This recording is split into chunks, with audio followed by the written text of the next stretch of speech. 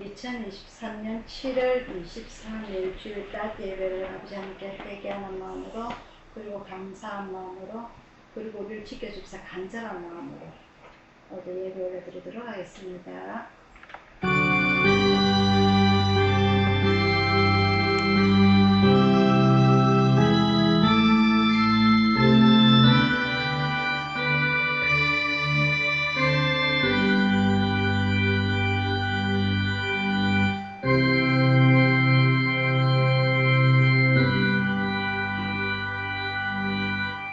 사랑의 아버지 하나님, 아버지 하늘만을 진심으로 감사를 드리옵나이다. 오늘 주님의 귀하고 복된 주님의 날에 주님의 전에 불러 모아주시고 저희들이 한마음 한뜻으로 아버지 하나님께 무릎 꿇고 예배 올려드립니다.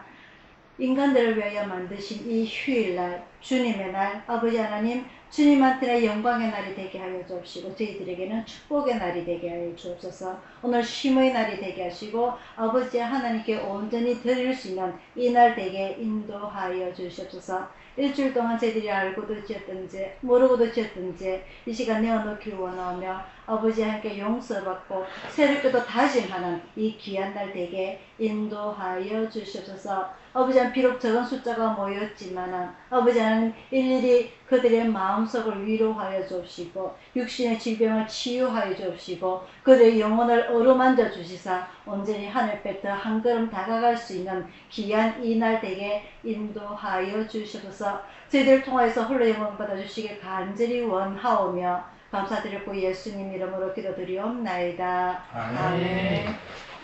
찬송가 217장입니다. 217장입니다.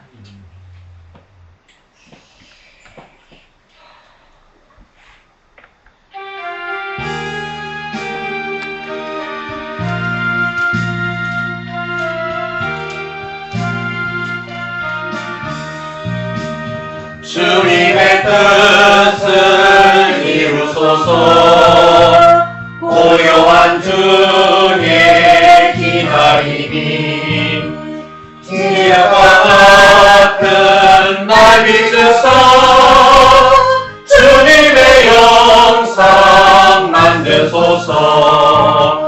주님의 뜻을 이루소서.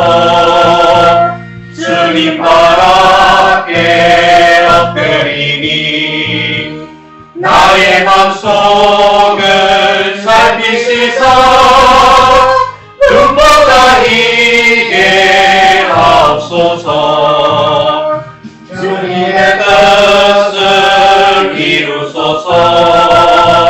병들어 몸이 피곤할 때 권능의 손을 내게 펴사 새롭게 하여 주옵소서.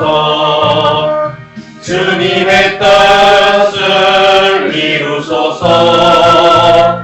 온전히 나를 주장하사 주님과 함께 동거함을 만민이 알게 하옵소서.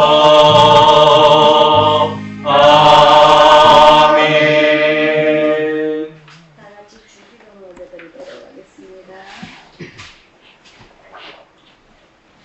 하늘에 계신 우리 아버지여, 이름이 그렇게 여김을 받으시오며 나라의 임하시오며 뜻이 하늘에서 이루는 것 같이 땅에서도 이루어지이다. 오늘날 우리에게 일용할 양식을 주옵시고 우리가 우리에게 죄지은 자를 사하여 준 것 같이 우리 죄를 사하여 주옵시고 우리를 시험에 들게 하지 마옵시고 다만 악에서 구하옵소서. 내게 나라와 권세와 영광이 아버지께 영원히 사옵나이다. 아멘. 교방은 9번입니다.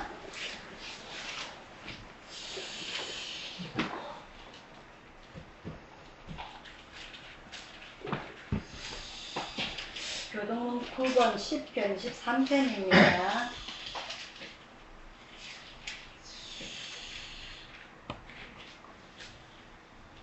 한 절씩 교독하도록 하겠습니다. 여호와는 나의 목자시니 내가 부족함이 없으리로다.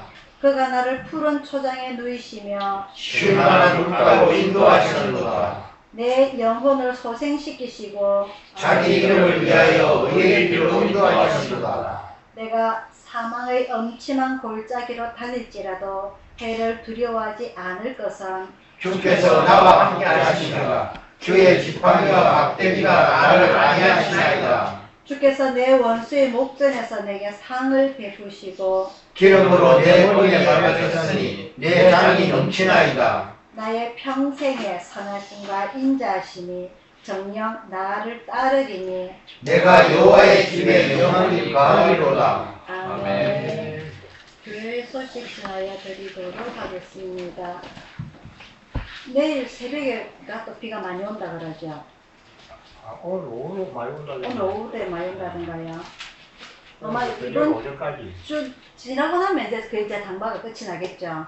아 근데 이번에 비가 아마 정말 커질 그렇죠. 비가 엄청 많이 올해 또 많이 왔고 이제 또 끝나면은 이게 또 끝이 아니라 이제는 또 본격적인 무더위가 오고 올 건데 올 여름에도 아마 매년 지구의 온도가 더 올라감으로 인해서 우리가 견디기가 더 힘든 나날들이 옵니다. 너무 힘이 듭니다. 더워서 그죠. 어쨌든 간에 그 물 많이 드시고 해서 여름도 올 여름도 잘 이겨내시기를 바라고요. 너무 더우면 에어컨 켜시고 여기 교회 좀 계세요. 교회 여기는 지금 거진 전기세가 안 나오고 있어가지고 더우면 여기서 좀 계세요. 에어컨 틀어놓고 그러고 계시기를 바라고 어쨌든 오늘 여름도 잘 이겨내시기를 축원드립니다. 아프지 마시고요. 네. 어제 우리가 중복 지났죠? 그 아침에 다 해놓으셨어요? 네. 맛있어요? 모르겠습니다. 난 어릴 때부터 그거 뭐야? 좋아하지 않으니까. 알겠습니다. 그 김치 회사를 바꿔봤는데요. 예, 오늘 일단 얘기해 한 박스만 주문을 해봤어요. 네. 또 2박스 시켰다가 실패할 수도 있으니까 일단 네. 오면은 맛보고 네. 사진 하나 올려주라. 나가 바뀌어가지고 뭐가 좀 틀린지 한번 사진 좀 봐야 되고 정말 자기들이 올려놓은 대로 사진만큼 맛있게 좀 만들어서 나왔는지 한번 보게 또 평가를 좀 해주세요. 네. 찬송가 358장 부르시면서 준비하신 한번 하나 올려드리도록 하겠습니다. 358장입니다.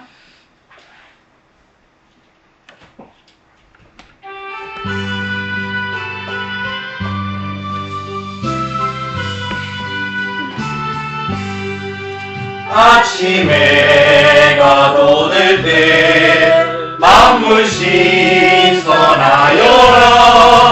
나도 세상 지낼 때 햇빛 되게 하소서.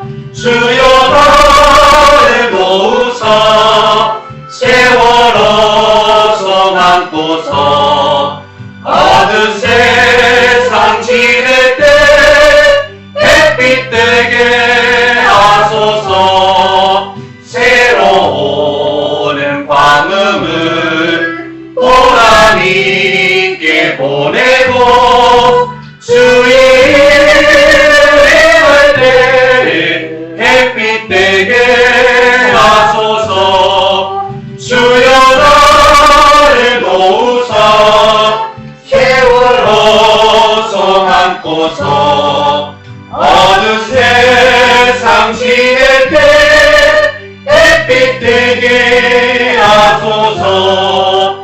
한 번 가고 안 오는 빠른 광음 지날 때 귀한 시간 바쳐서 햇빛 되게 하소서. 주여 나를 도우사 세월호 성 안고서 어두운 세상 지낼 때 햇빛 되게 하소서. 밤낮주를 위하여 몸과 마음을 드리고 주의 사랑 나타내 햇빛 되게 하소서. 주여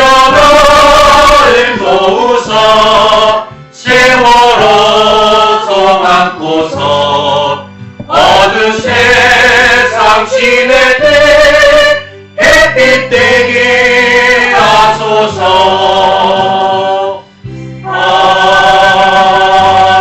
아멘. 자, 오늘의 말씀은요, 사무엘하 7장입니다.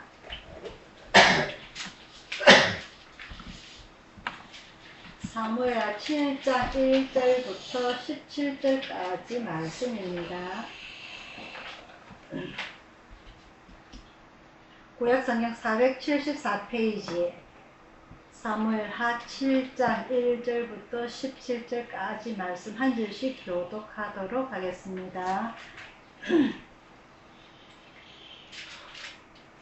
여호와께서 사방의 모든 대적을 파하사 왕으로 궁에 평안히 거하게 하신 때에 왕이 전지자 나단에게 이르되 올지어다 나는 백향목 궁에 거하거늘 하나님의 괴는 휘장 가운데 있도다.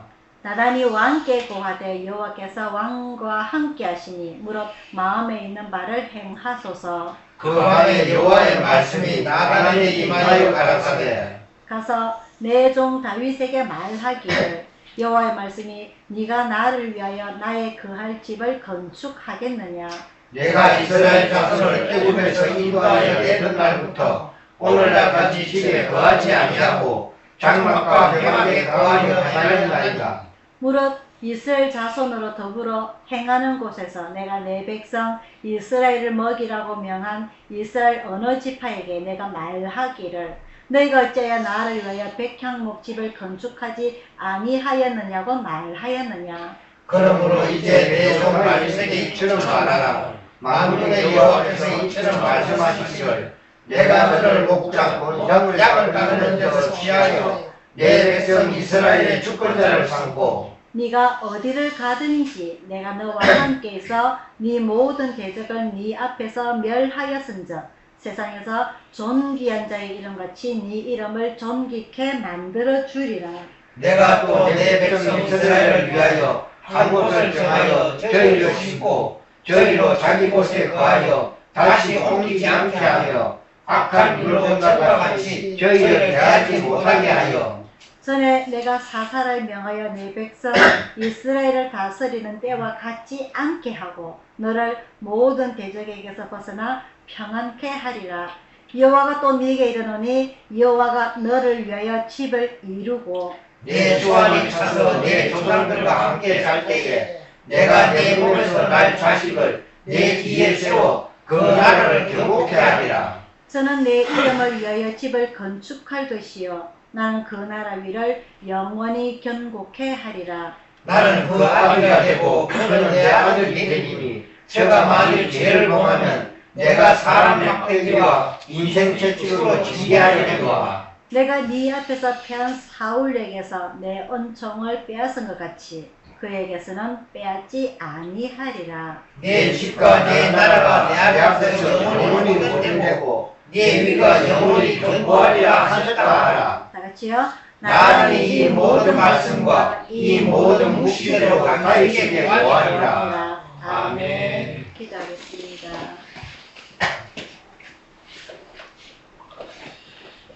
사랑의 아버지 하나님, 저희들에게 주님의 말씀을 듣게 하심을, 읽게 하심을, 생각하게 하심을, 이해하게 하심을, 실천하게 하심을 정말 감사드립니다.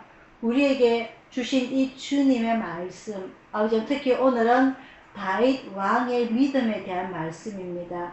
오늘 우리 다윗 왕의 신앙을 본받아서 저희들이 하나님과 동거함을, 동행함을, 동력함을 많은 사람들이 알게 하옵소서. 우리의 말로 통하여서, 우리의 행동을 통하여서, 우리의 생각을 통하여서 다른 사람들이 주님의 이름이 높임을 받게 하여 주옵시고 우리들의 만사가 형통하게 하여 주옵시고 우리의 모든 하는 것들이 주님의 이름을 높이는 귀한 말씀인 줄 알고 우리의 행동 하나하나, 말 하나하나에 조심을 다하여 살아갈 수 있도록 인도하여 주시옵소서. 아버지 하나님, 인간들의 욕심으로 인하여서, 인간들의 교만으로 인하여서 지구는 서서히 파괴되어 가고 사회는 많은 일들로 인하여서 무서운 세상이 되어가고 있습니다. 많은 사람들이 무서운 세상이라면서 우리는 주님 앞에 섰을 때에 아버지 하나님 올바로 살고자 노력하지도 아니하고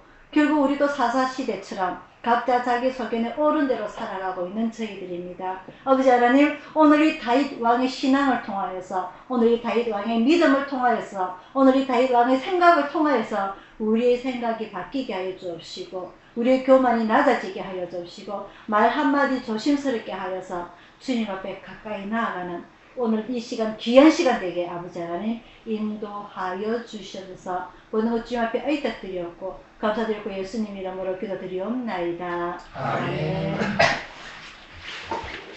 자, 지난주부터 해서 사무엘 하로 들어가게 되는데요. 지난주에는 우리 다윗 왕이 사무엘로부터 기름 부음을 받아서 이스라엘의 왕이 되는 장면에 대해서 배웠습니다. 이스라엘 왕이, 이 다윗이 왕이 될 때에 3번의 기름 부음을 받았다고 했습니다. 17세에 사무엘로부터 첫 번째 먼저 기름 부음을 받고요. 그 다음에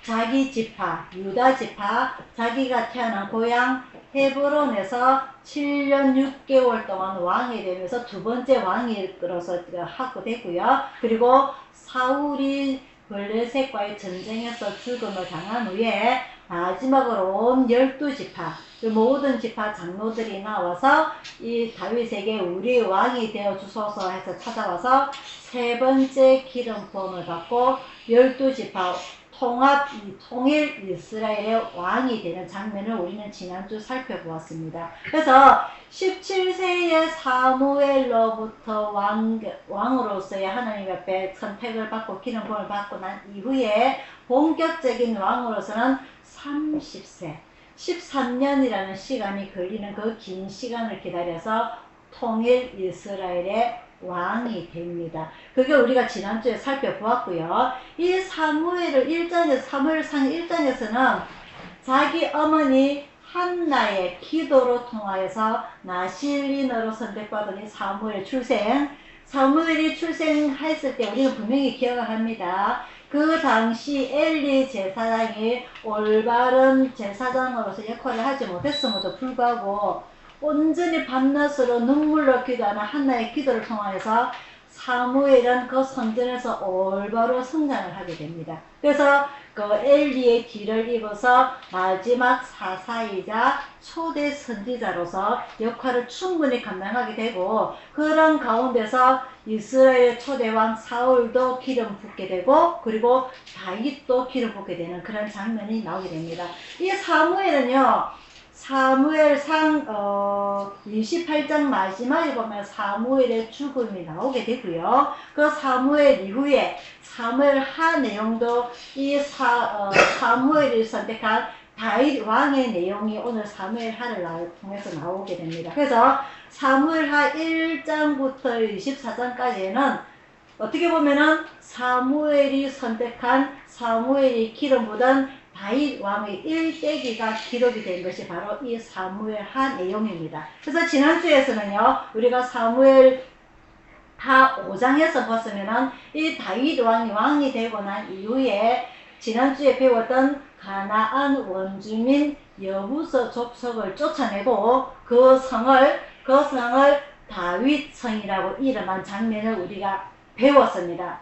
다 잊어먹으죠, 그죠? 그래서 그 장면을 제가 설명을 하면서 오늘은 6장부터 24장까지 해서 다윗 왕의 일대기에 대해서 쭉 정리를 해보고자 합니다. 이 다윗 왕이 12지파 온전히 통일 이스라엘을 선택을 함으로 인해서 수도를 옮길 생각을 하게 됩니다. 이 당시만 하더라도요, 아까 말씀드렸다시피 이 자기 고향 헤브론에서 자기 지파, 유다 지파 한 지파의 왕을 7년 6개월 동안 치리를 하게 됩니다. 사울이 왕이 되고 나서 만 40년 동안 통치하는 기간 동안에 2년 만에 하나님 앞에 버림을 받고 그 후계자 하나님께서 다윗을 선택하신 것을 보고서는 38년 동안 다윗을 죽이기에 여념이 없었어요. 나라가 어찌 되든지 정치가 어떻게 되든지 오로지 자기 왕권, 왕자, 자기 자리만 지키기 위해서 다윗을 죽이기 위해서 특별 군대까지 신설하게 되는 그런 일까지 나오게 되죠. 그런 가운데에서 이 다윗은 사울을 통하여서 도망을 다니면서 사람들이 자기에게 몰려오는 것을 거부를 하지 않습니다. 사울 같은 경우에는 자기가 이 나라를 온전히 세우기 위해서, 왕권을 온전히 세우기 위해서 하나님께서 자기 백성을 대선 다스리라고 왕을 세웠는데, 이 사울은 하나님의 백성이 아닌 자기 백성이라고 명명을 하고 자기 백성들의 불평, 이 자기 백성들이 하는 말에 귀를 더 기울이게 되죠. 그래서 이 사울은 정치를 하기 위해서 신진 세력들을 불러 모으는데, 돈 많은 사람, 권력 있는 사람, 그리고 뭔가를 많이 아는 사람, 오로지 자기 왕권을 정립하게 하기 위해서 자기 말을 잘 듣는 사람을 불러 모으게 됩니다. 반면에 도망 다니는 이 다윗은 아픈 자, 원통한 자, 한이 많은 자, 돈이 없는 자,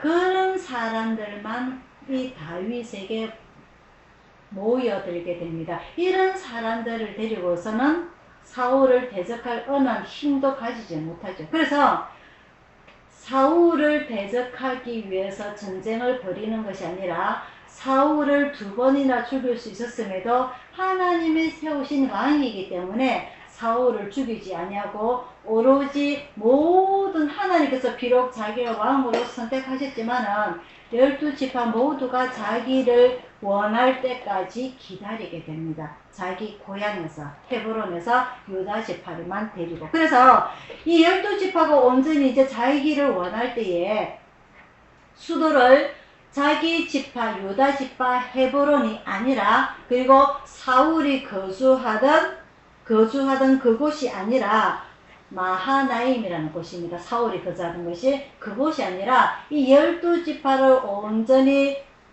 잘 다스리기 위한 남과 북의 중간점을 한 곳을 살펴보다 보니까 그곳이 바로 우리가 지난주에 배웠던 여부서 족속이 거하던 그 성이었습니다. 이 성을 우리가 그냥 성경으로 보면은 여부서 원주민을 쫓아냈으니까 하나님께서 명령하신 그것을 여호수아가 못했기 때문에 이 다윗이 이제 해결하는구나 라고 생각을 할 수도 있고요. 이런 우리가 그냥 성경을 보면은 이곳을 이제 그 원주민들을 쫓아내고 이름을 다윗성이라고 하더라. 여기에 나중에 예루살렘이라고 바꾸게 되고 나중에 이 예루살렘 성전도 세우게 되고 우리가 이렇게 그냥 생각을 할 수도 있지만은 다윗은 38년 동안 이 사울로부터 도망을 다니면서 많은 전쟁을 할 수 있는 능력, 계략 이런 것을 터득을 하게 됩니다. 그래서 남의 나라에 도망가서까지 살아남을 수 있는 그 비결을 터득했던 이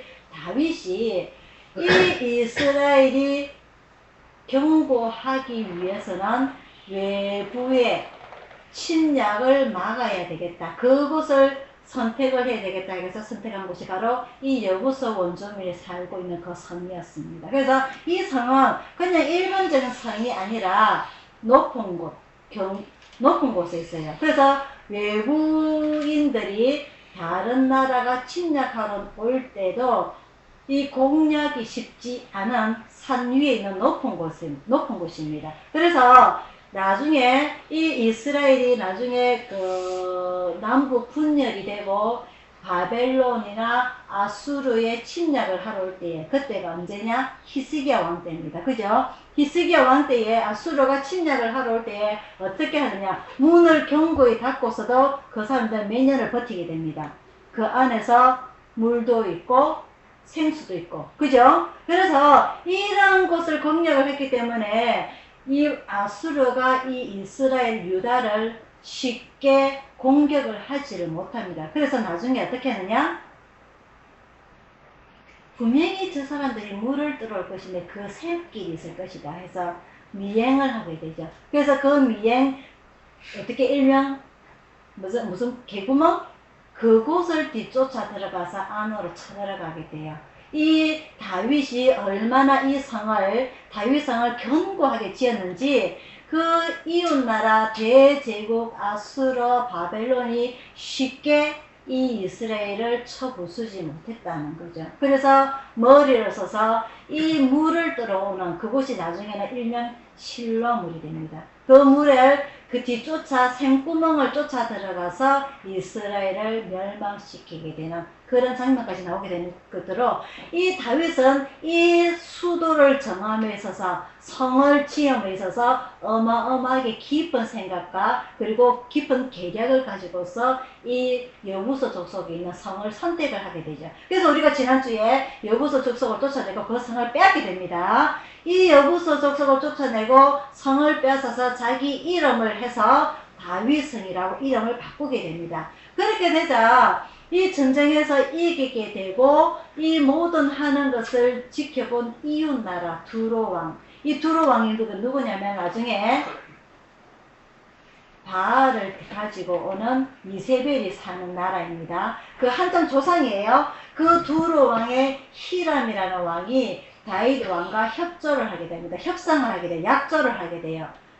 조약을 맺게 됩니다. 당신이 하는 거 보니까 정말 하나님께서 당신과 함께 하는 걸 봅니다. 그래서 내가 당신에게 이런 물건을 제공을 해 줄 테니까 우리를 절대 침략하지 말아 주세요 하고 조약을 하게 됩니다. 성경에는 그런 내용들이 나와 있잖아요. 그래서 이 이스라엘은 우리가 잘 아는 대로 중동 지방입니다. 그죠?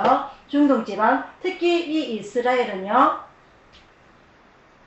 날씨가 뚜렷합니다. 6개월 비가 오고 6개월 비가 오지 않고, 그리고 특히 돌이 많은 지역입니다. 돌이. 바람이 불어도 흙이 없어요. 돌이 많아요. 그래서 이곳은 장례 문화도 돌을 깎아서 낙골당을 만드는, 기억납니까? 신약에서. 그래서 예수님도 새로 만든 장례 그 매장을 어떻게 했더라? 큰 돌을 굴려서 입구를 막았더라. 그런 곳입니다. 그래서 우리가 잘 아는 대로 이 이스라엘은 돌을 굴려서 장례를 할 정도로 돌이 많은 곳, 흙이 많지 않기 때문에 일반 돈이 없는 사람들은 장례를 하게 되면 나중에 어떻게 된다? 바람 불면 어떻게 된다? 그 뼈가 보인다. 그죠? 그래서 그 뼈를 가리기 위해서 회치를 한다. 그래서 예수님께서는 회칠한 무덤이라고 바리새인 욕을 하는 그런 장면까지 나오게 됩니다. 그래서 이곳은 어떠한 곳이냐? 나무가 잘 자라지 않는 곳이다. 집을 짓기에 좋은 나무가 자라지 않는 환경이다. 우리나라처럼 소나무라든지 잣나무라든지 향나무라든지 이런 곳이 자라지 않는 곳이다. 이런 것을 봤을 때 우리나라 정말 복받은 나라였죠. 이스라엘은 그래서 이 다윗성을 지음에 있어서 이웃나라 두로왕 히람이 우리에게 좋은 이 백향목, 향나무 같은 이런 나무를 우리가 제공을 해 주겠습니다. 그리고 이 집을 지을 수 있도록 우리나라에 멋진 기술사들을 보내주겠습니다. 나무를 다스릴 줄 아는, 돌을 깨뜨릴 줄 아는 이런 기술자들을 다 보내주겠습니다. 못하기 위해서? 다윗 왕궁을 만들기 위해서. 대신에 우리나라를 침략하지 말아 주십시오. 이런 내용이 바로 우리가 지난주에 배웠던 5장 마지막에 나오는 내용입니다. 그래서 이 다윗 왕은 자기의 왕궁을 지음에 있어서 이런 도움을 받아서 왕궁을 견고하게 세우게 되고요. 그리고 자기 왕궁뿐만 아니라 여러 궁들을 더 만들게 됩니다. 산성도 쌓게 되고요. 즉 전쟁에 대비하게 되는 그런 모습을 만들게 됩니다. 그리고 오늘 본문의 내용입니다. 오늘 본문의 내용은요, 7장 1절부터 보게 됩니다. 여호와께서 사방의 모든 대적을 파사, 무슨 말이냐? 안에는 내란이 없어지게 되고요, 바깥으로는 다른 나라와의 전쟁이 없어지는 걸 말하는 겁니다. 모든 대적을 파사, 왕으로 궁에 평안히 거하게 하신 때에 모든 나라가 평안한 상태가 이루게 됩니다. 이때에 이 다윗 왕은 무슨 생각을 하느냐? 왕이 선지자 나단에게 이르되 볼지어다 나는 백향목 궁에 거하거늘 하나님의 괴는 휘장 가운데 있다. 이게 무슨 말입니까? 아직 하나님의 덮개 그 괴는 성막은 하나님께서 광야 생활할 때에 모세에게 주신 그 성막 그렇게 아직 있다는 것입니다. 그곳에서 제사를 지내고 있다는 거죠. 그래서 이 다윗 왕은 사울 왕과 틀리게 계속 사울 왕과 비교를 하게 되는데요. 이 자기가 왕이 되었을 때에 자기가 살고 있던 본거지 헤브론에서 수도를 정하는 것이 아니라 남과 북을 아우를 수 있는, 즉 우리나라 보면은 북쪽과 남쪽의 중간에 있는 서울을 수도로 정했듯이 남과 북의 중간 지점이 되는 곳에 이 중간에 예루살렘이라는 곳에 다윗성을 짓게 되는 그런 것과, 그리고 이 모든 것이 평안해지게 되니까 이제는 내가 좀 편안하게 살아야 되겠다, 내 왕권을 좀 확립을 시켜야 되겠다가 아니라 나는 이렇게 좋은 집에서 있는데 하나님의 괴는 아직까지 휘장 가운데 있다, 성막 가운데 있다. 가나안에 들어온 지가 벌써 몇백 년이 지났는데, 그죠? 가나안에 정복하는 데가 벌써 몇십 년이 흐르게 되고, 그동안에 사사시대가 한 3, 400년이 흐르게 되고, 그 위에도 사울이 지나서 자기 시대까지 그진 4, 500년이 지나는 동안에 하나님의 길은 아직까지 그 휘장 가운데 있다, 성막 가운데 있다. 아무도 하나님의 법궤를 생각하는 사람이 없었다라는 것을 알 수가 있습니다. 그래서 나단이 왕께 고하되 여호와께서 왕과 함께 계시니 무릇 마음에 있는 바를 행하소서. 하나님의 성전을 짓고 싶으면 지으라고 나단이 이야기하는 겁니다. 그래서 하나님께서 카트를 시키십니다.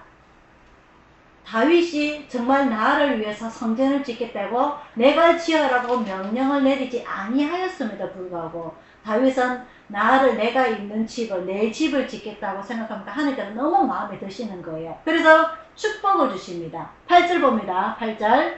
그러므로 이제 내 종 다윗에게 이처럼 말하라. 만군의 여호와께서 이처럼 말씀하시기를 내가 너를 목장 곧 양을 따르는 데서 취하여 내 백성 이스라엘의 주권자를 삼고 네가 어디를 가든지 내가 너와 함께 있어 네 모든 대적을 네 앞에서 멸하였은즉 세상에서 존귀한 자의 이름같이 내 이름을 존귀케 만들어 주리라. 하나님께서 다윗에게 큰 축복을 장면해 줍니다. 내가 이스라엘의 주권자가 되고 네 이름을 존귀케 해주고 그리고 네 왕위를 사울처럼 빼앗지 아니하고 영원히 네 왕자가 보존되리라. 네 후손이 왕자가 되리라. 그래서 나중에 누가 태어나십니까? 예수님께서 태어나시는 거죠. 유다 지파의 다윗 왕의 후손으로. 이 하나님의 약속이 끝까지 이어지는 장면이 나오게 됩니다. 자, 법궤에 대해서 다시 한번 보도록 하겠습니다. 사무엘이 어릴 때에 그 선생이 누구였죠? 스승이? 엘리 제사장은 사사시대 제사장입니다. 이 제사장이 하늘의 얼굴을 쓰지 못하였습니다. 그죠? 그래서 하나님께서 다윗 사무엘을 부름에도 불구하고 이 하나님의 음성을 깨닫지 못하던 엘리 제사장, 자기 자식을 제대로 가르치고 교육시키지 못했기 때문에 어떻게 됩니까? 블레셋의 전쟁에 나가서 법궤도 빼앗기고 자기의 두 아들을 전쟁에서 죽습니다. 그 소식을 듣고 이 엘리 제사장 의자에 앉아있다가 앞으로 꼬부러져 자기도 죽습니다. 기억납니까? 그래서 법궤가 조금 블레셋에 빼앗겼었는데 하나님의 역사심은 거기서부터 일어나게 됩니다. 이 블레셋이 섬기는 신상을 망가뜨리게 되고 결국 이스라엘로 온 7개월 동안 온갖 그 벌을 다 받은 후에 이스라엘로 되돌려 보내게 됩니다. 그죠? 그래서 이 이스라엘로 되돌아와서 그 오벳 에돔이라는 사람의 집에서 이제 이 법궤가 있게 되는데 이 다윗이 자기가 왕궁을 다윗성을 짓고 난 이후에 그 오벳 에돔에 있는 집을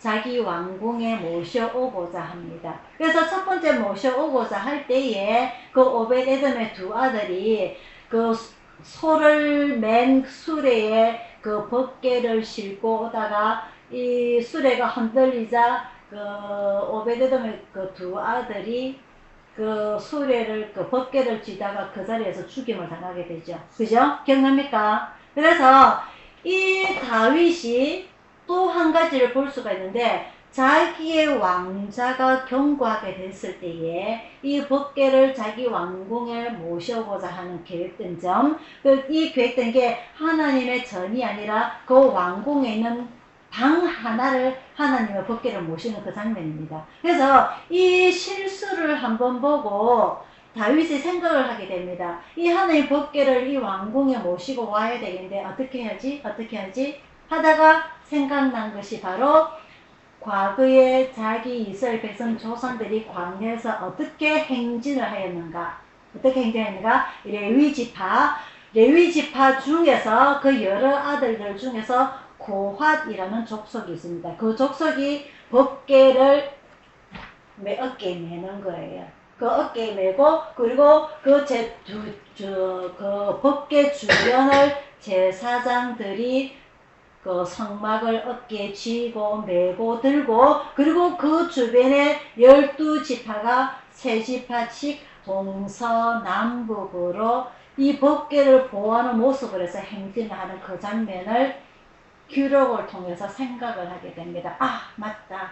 옛날 우리 조상들이 이 성막을 이동을 할 때 이렇게 하였지 해서 이 제사장들이 앞서서 벗개를 이고 지고 그대로 재현을 해서 다윗 성에 모시고 오게 됩니다. 그래서 이 다윗 왕은요 언제든지 어렸을 때부터 자기 사무엘로부터 기름부음을 받을 때부터 하나님 앞에 기도하는 모습, 하나님을 찬양하는 모습, 하나님을 찾는 그 모습이 일평생의 몸에 밴 습관이었다는 거죠. 그래서 시편 1편이라든지 시편 23편이라든지 시편 150편 중에서 다윗이 가장 많은 부분을 차지하게 됩니다. 마찬가지로 오늘 이 다윗이 이 벗개를 다윗성에 모시고 오고 난 이후에 오늘 본문 내용에 이게 아니다.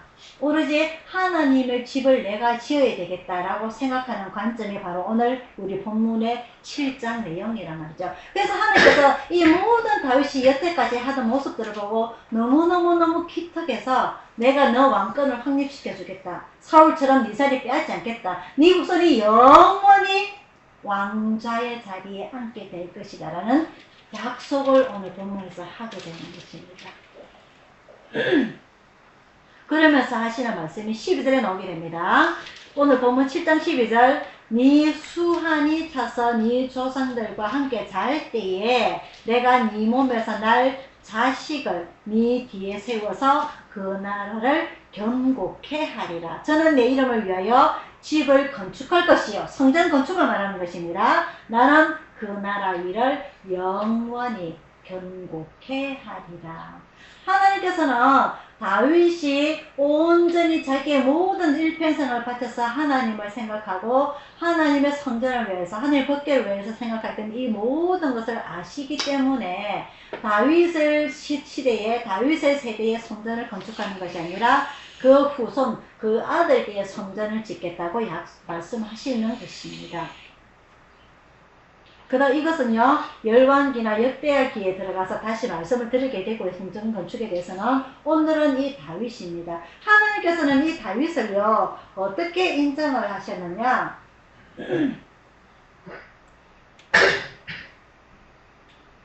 하나님께서는 다윗을 자기 마음에 가장 합한 자 그리고 다윗을 의인이라고 인정하셨던 분입니다. 우리가 잘 알다시피 다윗도 실수를 하게 됩니다. 그죠? 다윗의 실수. 너무나 나라가 평화롭다 보니까 한 여자를 눈에 들었는데 그 여자는 남편이 있는 여자였어요. 그런 여자를 자기가 취하게 되죠. 그래서 그 남편을 그 여자가 임신한 줄을 알고 알아봤더니 그 남편은 아주 충실한 자기의 신하입니다. 그래서 이 여자를 취하기 위해서 아무 죄도 없는 그 남편을 전쟁에 내보내서 죽게 만들죠. 이 모습이 너무나 악해서 하나님께서는 태어난 그 아들조차 죽이게 만듭니다. 이런 죄를 저지른 다윗에게 오늘 나왔던 이 나단 선지자가 하나님의 말씀을 대언을 하게 됩니다. 잘못을 깨달으라고. 그래서 이 잘못을 충고를 들었던 이 다윗은요, 네가 뭔데 감히 왕인 나에게 충고를 해? 이것이 아니라 내가 하나님 앞에 잘못했구나, 죄를 저질렀구나 해서 회개하는 장면이 시편 51편 말씀입니다. 내가 정말 잘못하였구나, 하나님 저를 용서해 주십시오. 하지만 이 한 번의 실수를 통하여서 다윗은 여러 가지 고통을 당하게 됩니다.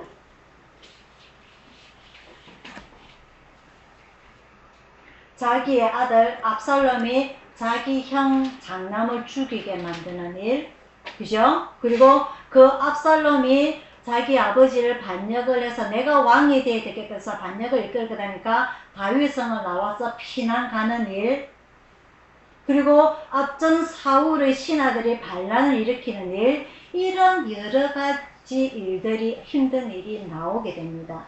이게 뭐냐? 바로 다윗이 저지른 죄 하나로 인해서 이런 여러 가지 일들이 일어나게 되죠.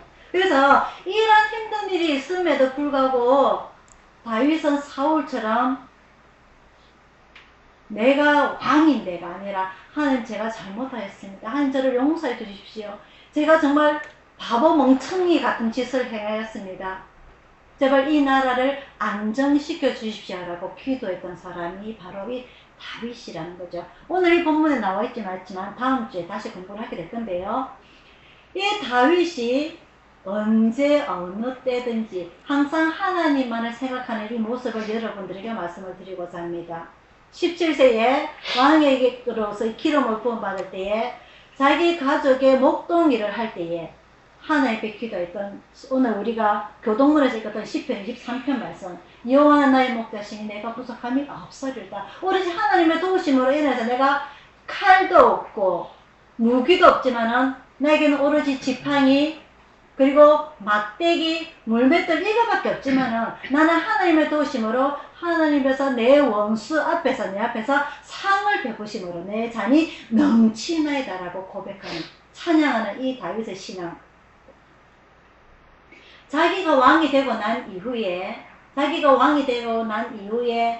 다윗 성을 짓고 나서 민간인의 집에 있는 법궤를 모셔오고자 하는 그 마음, 그것도 그 성에 앉아서 하나님의 집, 하나님의 성전을 짓겠다고 마음먹는 이 모습, 죄를 지었음에 여러 가지 힘든 일을 당했음에도 불구하고 하나님 앞에 회개하고 기도함으로 인해서 이 나라를 위하여서 하나님 이 나라를 올바로 해주소서라고 언제든지 하나님 앞에 기도하는 이 모습, 이런 모습들을 통해서 하나님께서는 다윗을 뭐라고 생각하시느냐?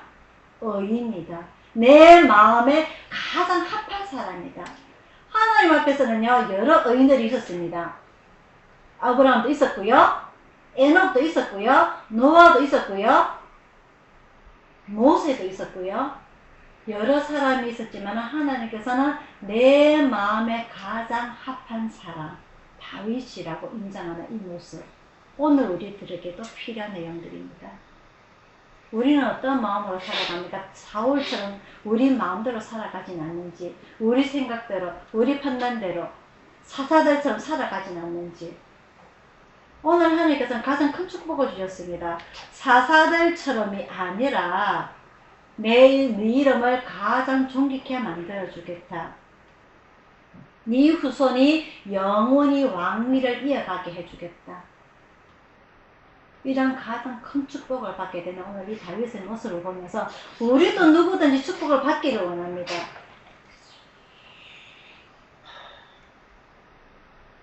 우리는 노력은 하지를 않으면서 큰 축복만 받기를 원하죠. 축복 주셔서, 축복 주셔서.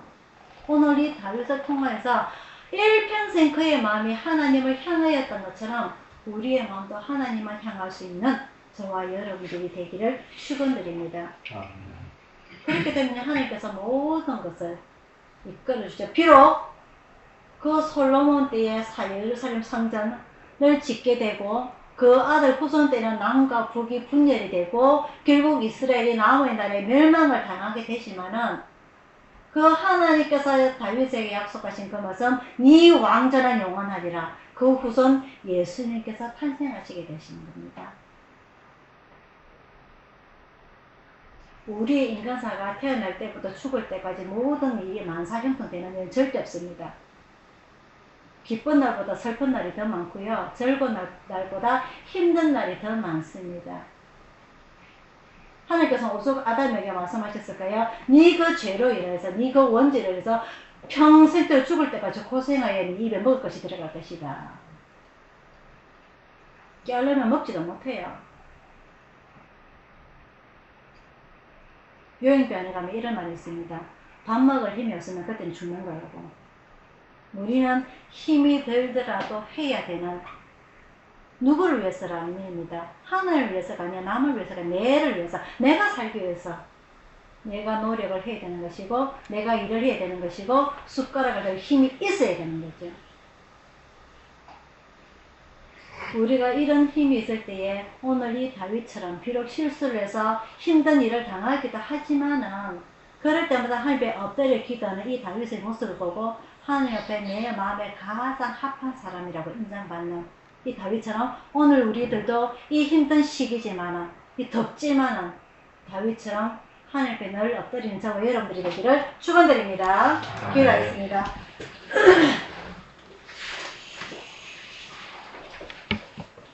사랑의 아버지 하나님, 오늘 하나님께서 인정하셨던 의인, 하나님께서 인정하셨던 내 마음에 가장 합한 사람 다윗 왕에 대해서 우리가 공부를 하였습니다.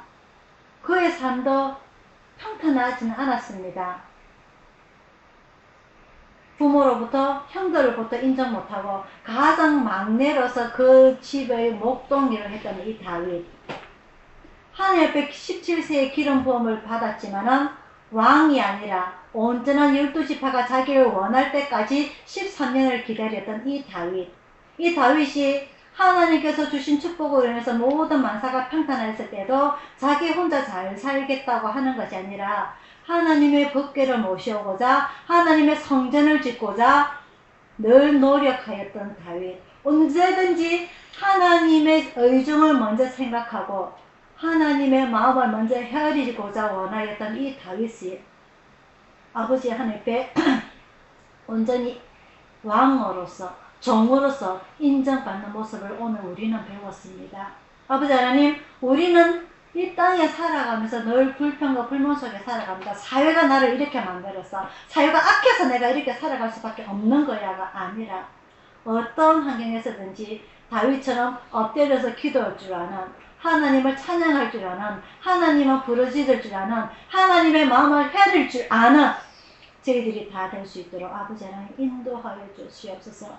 우리 눈 뜨면 우리 생각을 먼저 합니다. 우리 생각을 먼저 합니다. 내 고집을 먼저 피웁니다. 내 눈에 보이는 것 먼저 찾고자 합니다. 내 눈에 보이는 것, 내 갖고 싶은 것을 먼저 갖고자 원합니다. 하나님의 마음을 한 번도 생각해보지 않은 채 말이지요. 아버지 하나님, 오늘 이 다윗 왕을 통하여서 우리가 낮아지게 하여 주시고 겸손해지게 하시고 하나님께서 내가 이렇게 했을 때 어떻게 생각하실까 먼저 생각할 수 있는 저희들의 믿음들이 다 될 수 있도록 인도하여 주시옵소서.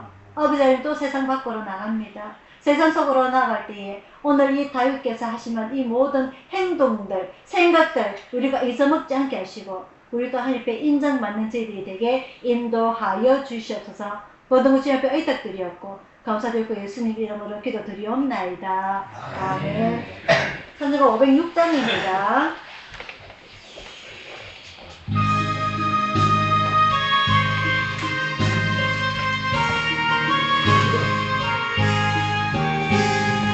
예수도 알기 원함은 크고도 넓은 은혜와 계속해 주실 사랑을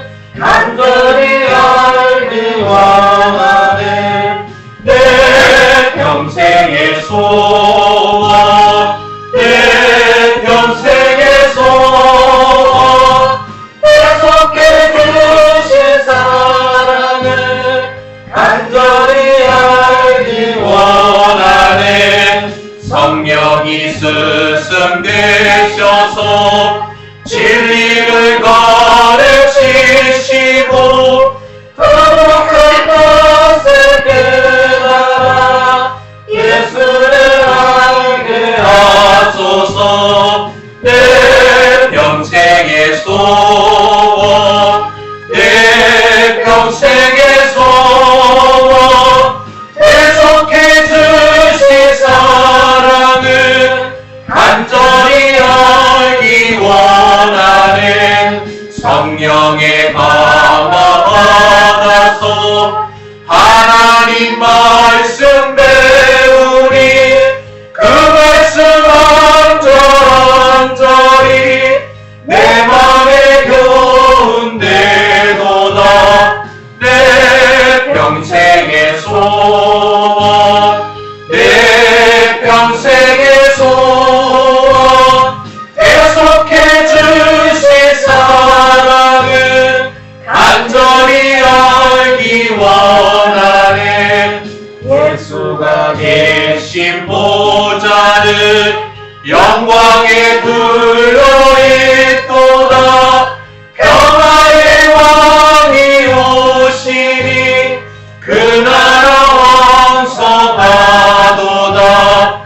내 평생의 소원, 내 평생의 소원, 계속해 주신 사랑을 간절히 알기 원하네.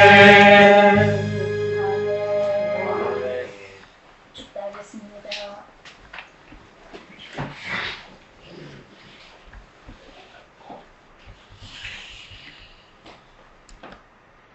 지금은 너를 구원하신 주 예수 그리스도의 은혜와 성령님의 감화 감동하심과 평화와 축복이 오늘 주님 앞에 무릎 꿇은 각자 우리 성도자들 머리 위에 아버지 하나님 다윗처럼 생각하고 다윗처럼 하나님만을 향하고 다윗처럼 늘 하나님만 찬양하는 그런 삶을 살고자 하는 우리 가족들 모두에게 충만히 있을지어다. 아멘.